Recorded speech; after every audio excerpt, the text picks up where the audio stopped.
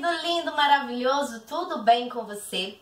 Vamos continuar nesse vídeo falando sobre o livro O Poder do Ator. No vídeo anterior nós falamos 4 das 12 etapas que a autora traz para nós. A quinta etapa que ela traz, muito interessante, são os objetos internos. O que são objetos internos? São imagens que vêm à sua mente quando você ouve falar ou quando você fala sobre uma determinada pessoa, sobre um lugar, sobre um acontecimento ou uma coisa da sua vida. Por exemplo, quando você ouve o nome de uma determinada pessoa, geralmente vem imagens à sua cabeça, lembranças, de fatos que aconteceram com você e aquela pessoa. Geralmente são eventos marcantes, que não necessariamente precisa ser uma coisa grandiosa, mas que foram marcantes para você e estão no seu subconsciente como algo marcante. Ela fala para você trazer esses objetos internos para trazer mais realidade à ação. Esses objetos internos devem estar relacionados com a sua substituição, que nós falamos no vídeo passado. É lógico, não adianta você substituir o seu parceiro por uma pessoa e trazer à sua mente imagens de outra pessoa, não tem lógica, então tem que estar relacionado. Esses objetos internos têm que ser coisas mais atuais e arriscadas. Por quê? Porque você ainda não teve um desfecho. Então, quanto mais atual e mais forte for para você esse determinado acontecimento, essas imagens, mais vai trazer realidade, porque você não sabe como isso vai se resolver, porque ainda está acontecendo, né? A aplicação prática, eu achei interessante colocar uma imagem aqui, uma foto do livro, apesar que eu não gosto de fazer isso, mas é interessante que vocês observem. Dê uma olhadinha. Bacana! A sexta ferramenta são unidades e ações. Eu acho muito interessante essa parte. O Stanislavski fala disso também. A unidade, ela é uma mudança de um pensamento. Então você está dentro de um contexto, falando ali o seu texto, e você tem uma mudança de pensamento que muitas vezes ela é sutil e a gente não percebe. E as ações, eles são objetivos ligados a esses pensamentos, ou seja, ligadas às unidades. Eu vou trazer aqui um exemplo do próprio livro. Em uma frase: por que você me magoou assim? Essa é uma unidade, é um pensamento. Não responda, eu sei, porque você não se importa, nunca se importou, ou seja, é um outro pensamento dentro de um mesmo contexto. E quer saber? Também não me importo. Não me importo, eu me importo menos ainda que você. Fique sabendo disso. Ou seja, é uma terceira unidade, é uma mudança de pensamento mais brusca, ou seja, ela trouxe várias coisas diferentes em um mesmo contexto, em uma mesma frase, ou seja, unidades diferentes. E aí ela trouxe aqui exemplos de ações para essas unidades. Eu vou falar só da primeira, que é porque você me magoou assim. Uma ação que poderia ser como exemplo por que você me magoou assim? Com o objetivo de quero compreender. Por que você me magoou assim? Ou o segundo objetivo, por que você me magoou assim? Uma ação, estou triste. Ou eu te considero o culpado por você ter me magoado assim. Ela traz essas 3 opções justamente para demonstrar que você não é obrigado e nem deve encontrar a ação, ou seja, encontrar o objetivo para aquela unidade de imediato. Você deve ir testando eles ao longo dos ensaios e ver qual que se encaixa melhor. Um exemplo prático que eu acho interessante colocar aqui poderia ser... Ai, que droga, não tô achando. Por exemplo, ela trouxe a frase, que seria uma unidade, eu te odeio. E formas diferentes, ou seja, objetivos diferentes de estabelecer, para você estabelecer dentro dessa mesma frase. Por exemplo, dizer a frase eu te odeio com o objetivo de fazer você rir. Eu te odeio. Tipo... eu te odeio, não é real isso que eu estou dizendo. Uma terceira ação, um terceiro objetivo, fazer você admitir a sua culpa. Fazer você admitir sua culpa.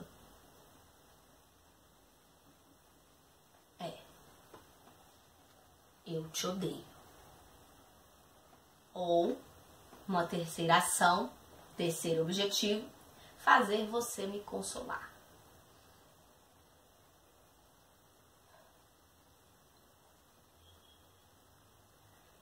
Eu te odeio.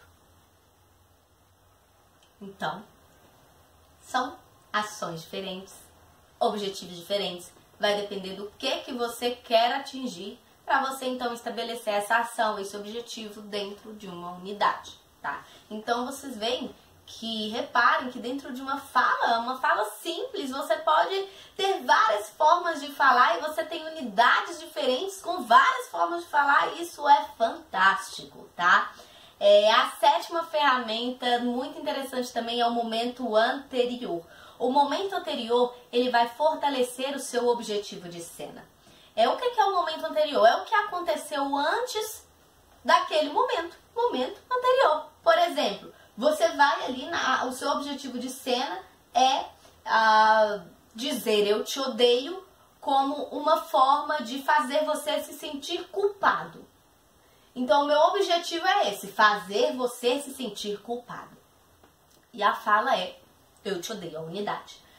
Qual foi o momento anterior que me levou a ter essa atitude, né? Pode ter acontecido um momento anterior, você ter dito alguma coisa pra mim, ter acontecido alguma coisa, eu ter descoberto alguma coisa. Isso não necessariamente está dentro da cena, está no roteiro. Então você tem que criar um momento anterior. A aplicação prática, ele fala assim, determine o acontecimento pessoal antes, ou seja, você vai determinar o momento anterior. Antes da cena, antes do momento de você entrar no palco ou de você fazer a sua gravação, reserve cerca de 1 minuto, não pode ser mais do que isso, é no máximo 1 minuto, para você se concentrar no momento anterior como se ele tivesse acabado de acontecer. Ou seja, se concentre, imagina que aquele momento, ele acabou de acontecer. Aconteceu, você entra e faz o que você tem que fazer. Você tem que lembrar de detalhes, tá? Sinta os cheiros, sinta o gosto, sinta a emoção, como estava o clima naquele momento. Escuta a pessoa falando o que ela disse ou fale o que você se escute falando e, enfim, traga o máximo de detalhes possível, tá? Como estabelecer esse momento anterior? Ela traz 2 opções, que inclusive o Stanislavski fala também.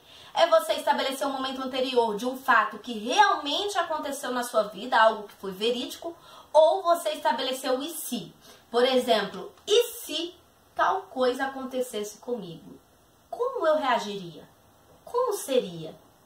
E se? Então é você imaginar, mas você imaginar algo plausível, algo que tenha alguma coisa relacionada com você. Por exemplo, você não é mãe, você nunca teve filhos e você tem que se imaginar falando alguma coisa enfim, imaginar alguma coisa para o seu filho. Talvez não faça tanto efeito. Então imagina alguma coisa você falando para sua mãe, ou falando para o seu pai, ou falando para o seu namorado, mas que traga aquele mesmo sentimento, entende? Então tem que ter alguma relação com a sua vida.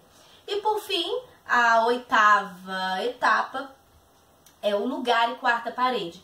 O lugar, quarta parede, é simplesmente você trazer para dentro da cena um lugar que você está e não pensar que você está no palco ou está num lugar de gravação. Mas se a cena, por exemplo, ela deve ocorrer num parque, você se imagina estando em um parque. E a quarta parede, ela significa você colocar a quarta parede, ela é muito usada no teatro, no sentido de não tem plateia ali, nós estamos neste lugar e não tem ninguém nos assistindo. É como se tivesse uma quarta parede, uma barreira entre você e o público. Isso é usado para dar mais privacidade. É interessante, né, a questão da quarta parede, né? Só que, por exemplo, tem determinados tipos de teatro que você não utiliza. Eu, por exemplo, faço teatro infantil. A quarta parede, ela não existe praticamente. Porque nós falamos muito mais para as crianças do que para os parceiros de cena, né? A gente interage com as crianças, então não existe essa quarta parede. Vai depender do caso. Vai ter vezes que você vai ter que imaginar a quarta parede, vai ter vezes que não, tá? Então é isso, gente. Eu espero que você tenha gostado. E no próximo vídeo nós vamos trazer mais etapas para você, tá bom? Beijo!